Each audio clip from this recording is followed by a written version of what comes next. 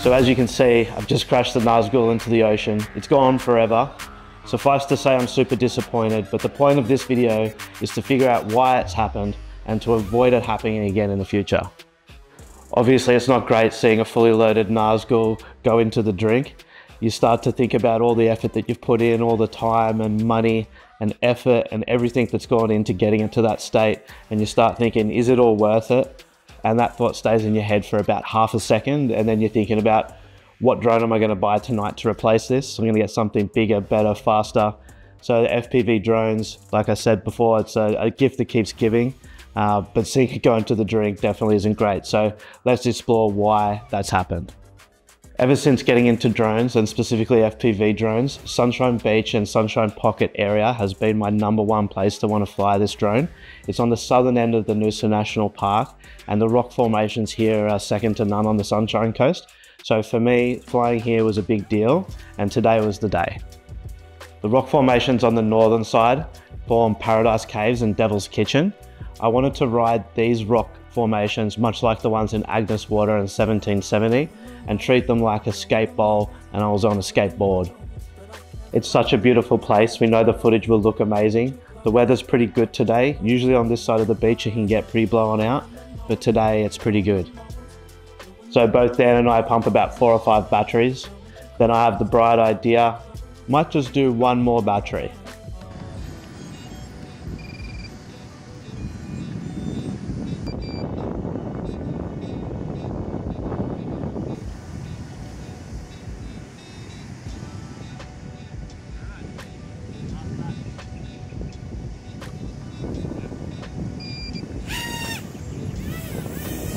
My last flight's going pretty well.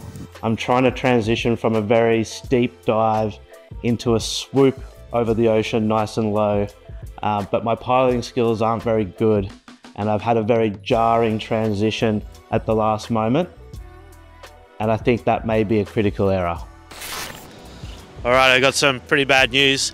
I was doing a big dive bomb maneuver over the cliff over here, and at the last minute, it was pretty strong on the battery still, but at the last minute I pulled up and I think I may have disconnected the battery wire, and as you can see from the footage, it basically just tanked itself into the ocean about 30 meters in.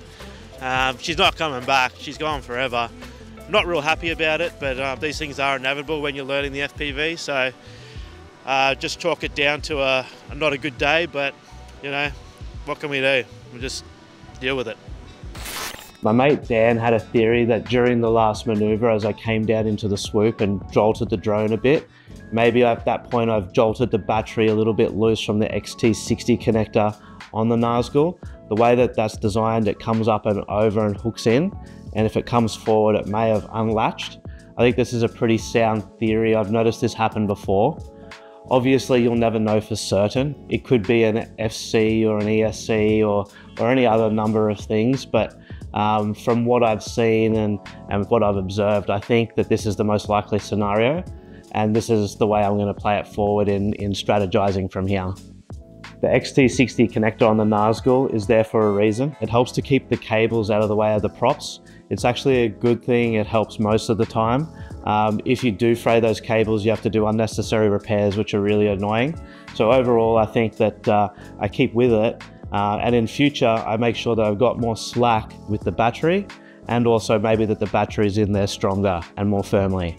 Now, on top of that, I need to learn to fly better too. My piloting skills are the main concern here. So if I'm smoother, then those things won't be a problem. A good tradesman doesn't blame his tools, and a good drone pilot doesn't blame his drones.